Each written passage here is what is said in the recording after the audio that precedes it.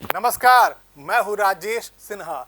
दोस्तों, हम आपके लिए समाचारों का एक ऐसा कलेक्शन लेकर आते हैं जो आपको आने वाली प्रतियोगिता परीक्षाओं में प्रश्नों के रूप में नजर आ जाता है। हमारी यही कोशिश होती है कि हम उन्हीं खबरों का चयन कर लें जो आपके इन कॉम्पिटिटिव एग्जामिनेशंस में बहुत काम आए। तो फिर आइए एक नजर डाल लेते हैं कि आज हम आपके लिए क्या लेकर आए हैं। एक क्लिक पर मिलेगी हर केस की जानकारी, सिंगल डॉक्यूमेंट की तरह काम करेगा आपका बर्थ सर्टिफिकेट। फिच ने विकास दर अनुमान को 6.3% पर रखा बरकरार। घरेलू हवाई यात्रियों की संख्या में 22.8% का इजाफा। नवीन ऊर्जा उपकरणों का वैश्विक आपूर्तिकर्ता बनेगा भारत। ड्रोन हमलों से बचाएगा काउंटर ड्रोन। और हरमनप्रीत टाइम 100 नेक्स्ट में पहली महिला क्रिकेटर। और खबरें विस्तार से। सबसे पहले हम बात कर लेते हैं सुप्रीम कोर्ट के बारे में, देश भर की अदालतों के बारे में। एक क्लिक पर मिलेगी हर केस की जानकारी। भारत का सर्वोच्च न्यायालय जल्दी ही राष्ट्रीय न्यायिक डाटा ग्रिड यानी national judicial data grid platform से जुड़ने वाला है। अदालत के अनुसार लंबित मामलों पर नजर रखने में इससे सहायता मिलती है। सुप्रीम कोर्ट अब तक एनजेडीजी के दायरे से बाहर था। मतलब यह है कि ये जो डाटा ग्रिड है, ये जो प्लेटफॉर्म है, अभी तक सुप्रीम कोर्ट इसके अंतर्गत नहीं आता था और सुप्रीम कोर्ट में जो मामले चल रहे हैं उसकी जानकारी आपको इस प्लेटफॉर्म पर नहीं मिल पाती थी। भारत के मुख्य न्यायाधीश डीवाई चंद्रचूड़ ने इस बात की घोषणा करते हुए कहा, इससे ट्रांसपेरेंसी आएगी, पारदर्शिता आएगी और जवाबदेही भी आएगी। सीजीआई ने यह भी कहा कि यह एक ऐतिहासिक दिन है और यह एक अनूठा मंच है जिसे एनआईसी और सुप्रीम कोर्ट की इन हाउस टीम द्वारा विकसित किया गया है। और अब एक बटन के क्लिक पर ही मामलों की लंबितता यानी कि कितनी पेंडेंसी है, कितना लंबा वक्त से कोई केस चल रहा है, वर्षवार यानी कि ईयर वाइज मिल जाएगा रजिस्ट्रेशन। और जिसका रजिस्ट्रेशन जिन मामलों का नहीं हुआ है उनकी पूरी जानकारी आपको एक क्लिक पर मिल जाया करेगा। उनका यह भी कहना था कि कोरम वॉर तय किए गए मामलों की संख्या पर वास्तविक समय की जानकारी यहां देखी जा सकती है। यानी कि रियल टाइम में ही आपको सुप्रीम कोर्ट में जितने भी मामले चल रहे हैं, कौन सा मामला कितने वक्त से चल रहा है, उसमें अभी क्या प्रगति हुई है, रियल टाइम में आपको एक क्लिक करने से पता चल सकता है। यह पोर्टल तालुका स्तर से लेकर राष्ट्रीय स्तर तक अदालतों में पेंडिंग मामलों और उनके निपटारे की दर से संबंधित डाटा का भंडार है। मतलब यह हुआ कि तालुका लेवल से लेकर राष्ट्रीय स्तर तक जितनी भी अदालतें हैं और उन अदालतों में जो भी केसेस चल रहे हैं उनकी पूरी डिटेल यहां पर मिल जाती है। एनजेडीजी 18,735 जिला और अधीनस्थ अदालतों और उच्च न्यायालयों के आदेशों, निर्णयों और मामले के विवरण का एक डेटाबेस है जिसे ई कोड प्रोजेक्ट के तहत एक ऑनलाइन मंच के रूप में बनाया गया है। डाटा को कनेक्टेड जिला और तालुका अदालतों द्वारा लगभग वास्तविक समय यानी कि रियल टाइम के आधार पर अपडेट किया जाता है और यह देश के सभी कंप्यूटरीकृत जिला और अधीनस्थ न्यायालयों की न्यायिक कार्रवाई और निर्णयों के संबंधित डाटा प्रदान करता है। एनजेडीजी को नेशनल इंफॉर्मेटिक्स सेंटर और सुप्रीम कोर्ट ने मिलकर तैयार किया है और यह प्लेटफॉर्म मामले की पेंडेंसी से जुड़ी सारी जानकारी मुहैया कराता है।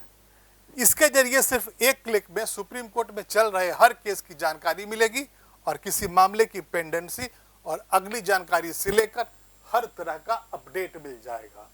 और अब बात करेंगे आपके बर्थ सर्टिफिकेट की। सिंगल डॉक्यूमेंट की तरह काम करेगा बर्थ सर्टिफिकेट।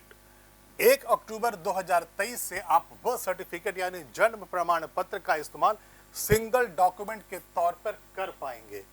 इसे लेकर केंद्र सरकार इस मानसून सत्र में बिल लेकर आई थी और उसका नाम था जन्म और मृत्यु पंजीकरण संशोधन अधिनियम 2023। इस बर्थ सर्टिफिकेट को स्कूल, कॉलेज, ड्राइविंग लाइसेंस बनवाने, मतदाता सूची तैयार करने, आधार कार्ड बनवाने, विवाह पंजीकरण और सरकारी नौकरी के लिए सिंगल डॉक्यूमेंट के तौर पर अब यूज किया जा सकेगा। कब से लागू होगा यह आदेश? मॉनसून सत्र में जन्म और मृत्यु पंजीकरण संशोधन अधिनियम 2023 लाया गया था और इसके कानून बनने के बाद 1 अक्टूबर से अब ये लागू होने वाला है।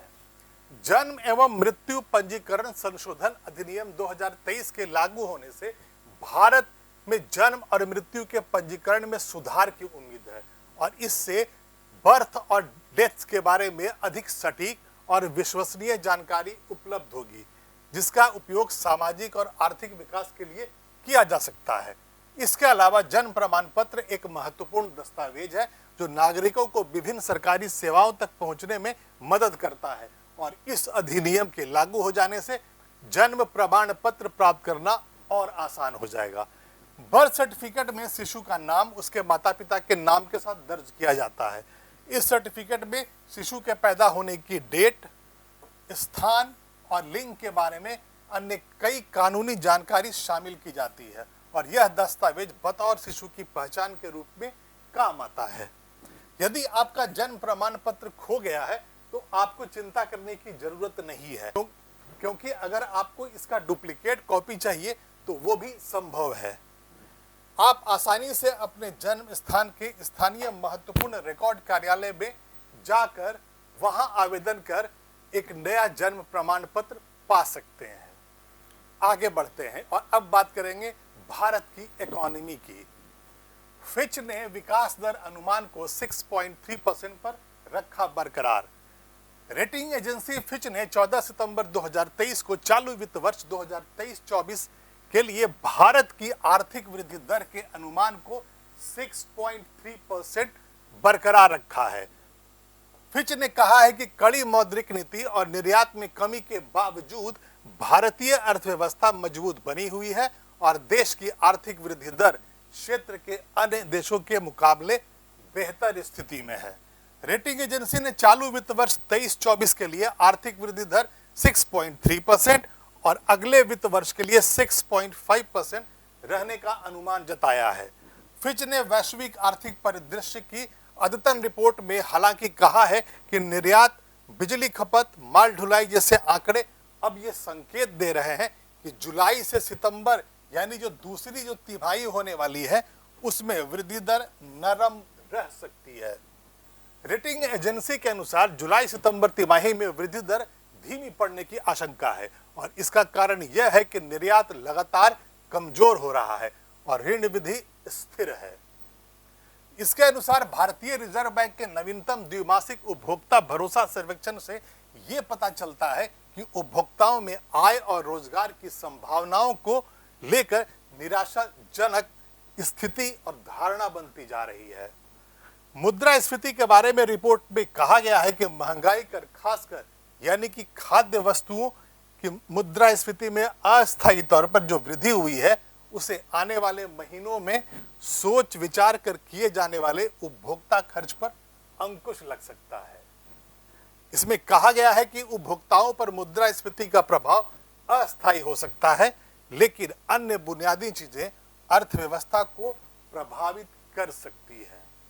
फिर आगे बढ़ते हैं और बात करेंगे रिन्यूएबल एनर्जी की। नवीन ऊर्जा उपकरणों का वैश्विक आपूर्तिकर्ता बनेगा भारत। भारत वैश्विक स्तर पर नवीकरणीय ऊर्जा उपकरण आपूर्ति व्यवस्था में एक प्रमुख देश के रूप में उभर रहा है।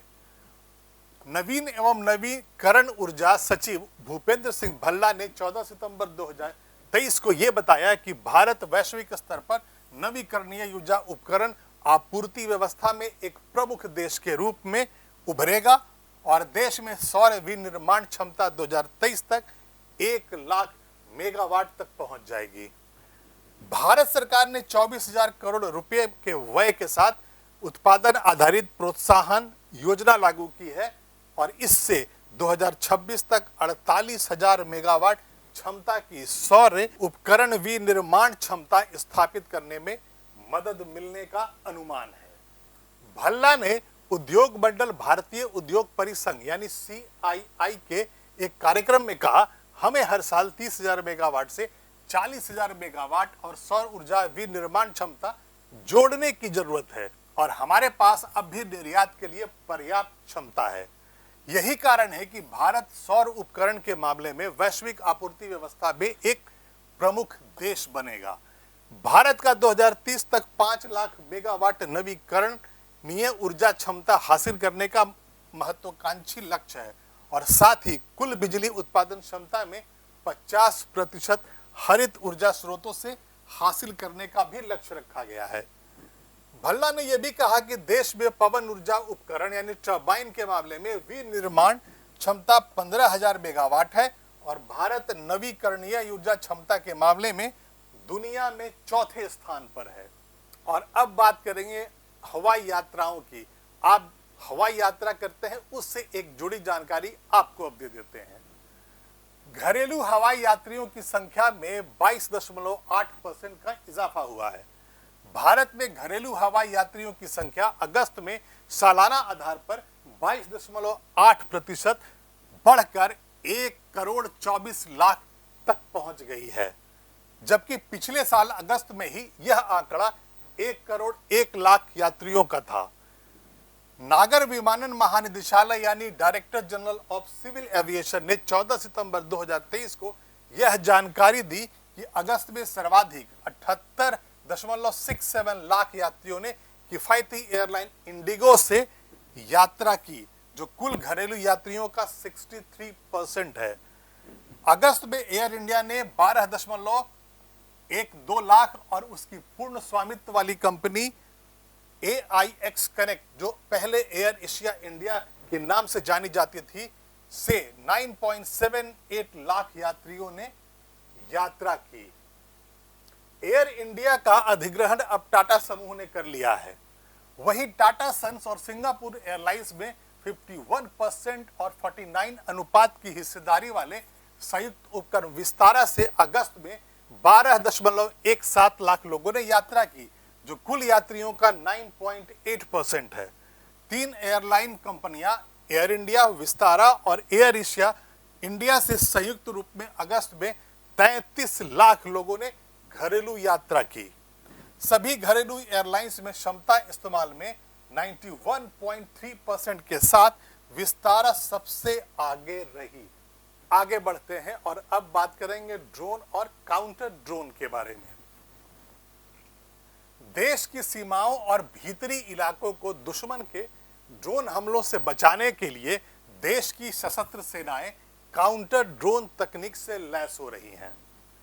दरअसल जम्मू कश्मीर में पाकिस्तान ड्रोन का इस्तेमाल कर हथियार और नशीले पदार्थों को सीमा पार कर भारत में भेजने की साजिश करता रहता है और अब दुश्मन के ड्रोन को आसमान पर ही मार गिराने की तकनीक विकसित कर ली गई है। इन्हें देश की हवाई सीमाओं को सुरक्षित बनाने के लिए सेना, वायुसेना, सीमा सुरक्षा बल इस्तेमाल कर रहे हैं।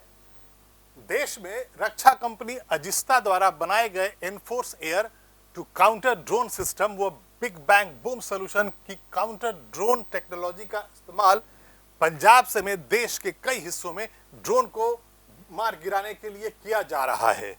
काउंटर ड्रोन तकनीक के पहले चरण में 3D radar detection centre drone को ट्रैक करता है और इसके बाद कैमरा से इसकी विजुअल ट्रैकिंग होती है। कमांड सेंटर इस ड्रोन की फ्रीक्वेंसी का पता लगाता है और इसके बाद रेडियो फ्रीक्वेंसी जैमर दुश्मन के ड्रोन की फ्रीक्वेंसी को जैम कर देता है और इसे नीचे गिरा देता है। इस फ्रीक्वेंसी पर दुश्मन ने अगर एक से अधिक ड्रोन भी भेजे होंगे तो वो सभी नीचे गिर जाते हैं, यानी कि सभी ड्रोन की फ्रीक्वेंसी पे जाकर एक साथ ही उन्हें जाम कर दिया जाता है और उसके बाद सारे के सारे ड्रोन वहीं पर गिर जाते हैं, नष्ट हो जाते हैं। अजिस्ता का एनफोर्स एयर 2 महज 20 किलोग्राम होने की वजह से इसके इस्तेमाल करने के लिए वो कहीं भी ले जाया जा सकता है। इसकी मदद से करीब 10 किलोमीटर की दूरी तक दुश्मन के ड्रोन का पता लगाने के बाद उसे आसानी से गिरा सकते हैं। दिल्ली में हाल ही में संपन्न हुए G20 सम्मेलन में हवाई सुरक्षा सुनिश्चित करने के लिए उन सभी स्थानों पर काउंटर ड्रोन सिस्टम को लगाया गया था जहां पर विभिन्न देशों के प्रतिनिधियों का आना जाना हो रहा था। और अब बात करेंगे खेलों की दुनिया की और क्रिकेट की। हरमनप्रीत टाइम 100 नेक्स्ट में पहली महिला क्रिकेटर। भारतीय महिला क्रिकेट टीम की कप्तान हरमनप्रीत कौर सहित 3 भारतीयों को टाइम पत्रिका ने दुनिया को प्रभावित करने वाले शीर्ष 100 उभरते नेतृत्वकर्ताओं यानी लीडर्स के तौर पर शामिल किया है। 13 सितंबर 2023 को जारी 2023 time 100 next the emerging leaders shaping the world सूची में हरमनप्रीत के अलावा भारत से नंदिता वेंकटेशन और वीनू डैनियल को शामिल किया गया है। इसमें भारतीय मूल के नवारुण दासगुप्ता को भी जगह मिली है। टाइम पत्रिका के अनुसार भारतीय कप्तान ने अपनी आक्रामकता और हुनर से महिला क्रिकेट को दुनिया की सबसे मूल्यवान खेल संपत्तियों में से एक में बदलने में महत्वपूर्ण भूमिका निभाई है। 34 साल की हरमनप्रीत कौर 2017 में उस समय महान खिलाड़ी का तमगा हासिल कर लेती है जब उन्होंने ऑस्ट्रेलिया के खिलाफ विश्व कप मैच में सिर्फ 115 गेंदों पर नाबाद 171 रन बना लिए थे। हरमनप्रीत ने हालांकि जुलाई में बांग्लादेश के खिलाफ भारत के ड्रॉ मैच के दौरान अंपायरों की आलोचना कर ली थी और उसके कारण उन्हें 2 मैचों से निलंबित कर दिया गया था और मैच फीस का 75% जुर्माना भी लगाया गया था। इस साल मार्च में हरमनप्रीत को महिला प्रीमियर लीग यानी WPL के शुरुआती सत्र में मुंबई इंडियंस का कप्तान बनाया गया और 5 टीमों की इस प्रतियोगिता में उनकी टीम चैंपियन बनी। और अभी के लिए इतना ही। हम फिर हाजिर होंगे, ऐसी ही खबरें लेकर आएंगे, लेकिन आप इस वीडियो को लाइक करें और शेयर करें और इस चैनल को सब्सक्राइब करें। तब तक के लिए धन्यवाद।